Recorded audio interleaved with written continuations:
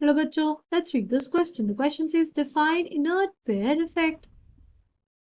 The key concept for this question is inert pair effect. What is inert pair effect? Inert pair effect is basically the reluctance of electrons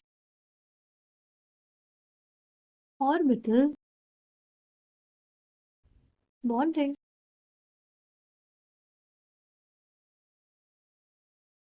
The reluctance of electrons of s orbital to participate in bonding is known as inert pair effect main हमारे पास ये है कि आखिर वो reluctance क्यों show कर रहे हैं एस ऑर्बिटल के इलेक्ट्रॉन्स। ठीक है, सी उसका रीजन हमारे पास ये होता है ना कि जो हमारे डी ऑर्बिटल होता है और जो हमारे एफ ऑर्बिटल होता है वो बहुत ही पुअर शील्डिंग इफेक्ट शो करता है। दी शो पुअर शील्डिंग इफेक्ट।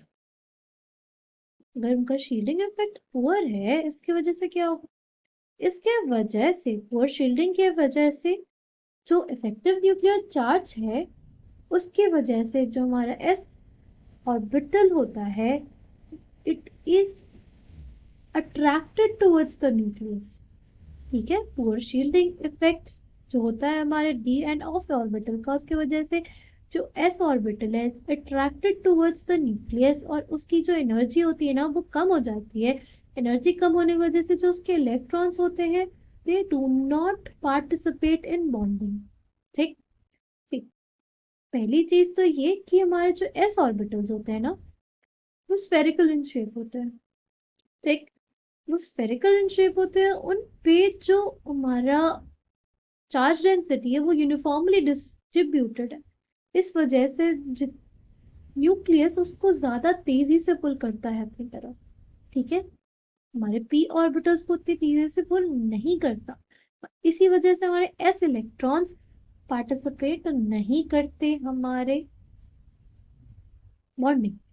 ठीक है, ये कब देखने को मिलता है, हमें कहाँ देखने को मिलता है, ये हमें देखने को मिलता है ग्रुप 13, ग्रुप 15